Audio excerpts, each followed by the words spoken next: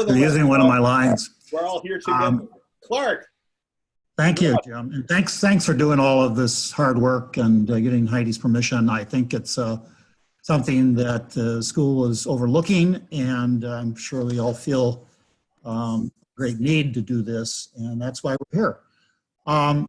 Charles is a great dean. He's my 10th dean since I've been here at Northwestern. And, but I've always thought Don was dean. So Don was sort of the leader of the band and kept us thinking all the time about new ideas. First time I met him was I was supposed to do an interview with him down in Chicago. Came down from the business school at Madison, and I was supposed to meet him at the Marriott Hotel, and he was going to pick me up out front. So this was a sign of things to come that I jumped in the car. We drove around the hotel maybe about 7 times, and he let me out, and that was my interview. So that was the sign of things to come with more and more meetings. And I remember Marty at that same conference was off to a business meeting as well to help us with our data collections at the university.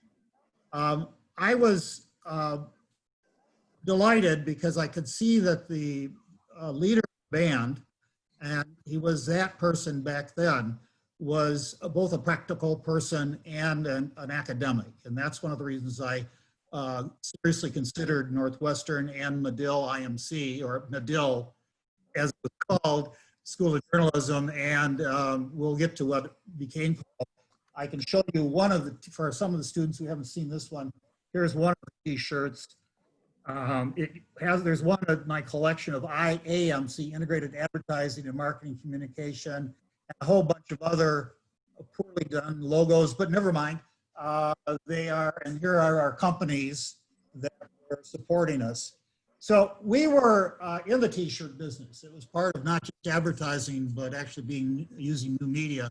And I think a lot of the people on the screen today will welcome that and appreciate that. That was a sign of things to come in our field. I realized after this quick introduction that Don was really a and it was going to be a very powerful force in whatever we did, but we weren't talking about IMC during that meeting because we were still working our way towards that, but it would happen within a year. And so when it morphed from the advertising department, or advertising, which was ranked in the top 1, 2, or 3 in the country, we also then went to the university with an idea about turning it into a more advanced kind of series of courses. We had direct mail, which is a long story, but a fascinating story that taught us a lot and what finally developed with data. And some public relations, which was appealing to me because I'd worked in politics. And if you don't know the value of PR with politics right now, listen again. Okay. I didn't say the state, Jim. That's a warning sign. All right, so Don was really the father of it. There were some other people in the room who were working with him closely to come up with additional research.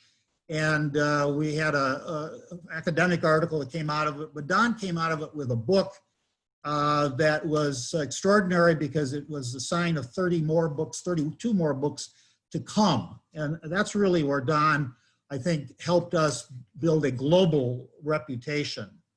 I saw him all over the world. I didn't go as many places as he did, but one time when I was chairman, I put up a map of the world and I started putting pins in, and the pins for Don that were, I think, red, does that sound right, were just all over the map. And so the other faculty got the idea that they could ask for travel money too, and we became more globally well known.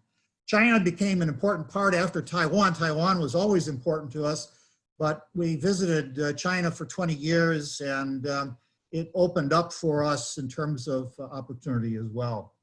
So in the side work that we did, Don was always first choice. I hate to say that to some of my other friends here, but he was first choice with the companies like AT&T, the Internal Revenue Service, which we enjoyed getting checks from them, letters from them that had checks in them, not the other way around.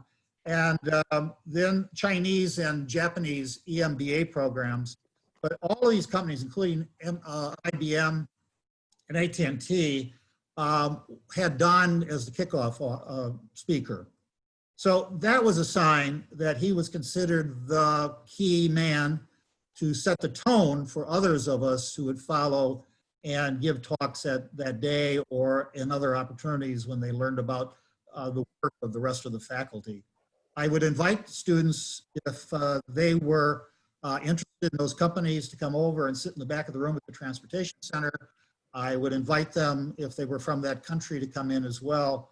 And I think that was always an opportunity for the students to understand what was happening all over the world. And just as a final line, really, that Don has always been larger than life, and he will continue to be. Thanks, Jim, and thanks, everybody. Thanks for all of you. Well, thank you, Clarke. Among the warnings, so we did warn all the speakers that if they went too long, the IMC orchestra would play them off, just like at the Oscars. I didn't do it, Clarke. I didn't do it. I didn't hear it. So what we're playing is Okie from Muskogee by Merle Haggard in honor of our Don. So thank you, folks. Let's can we do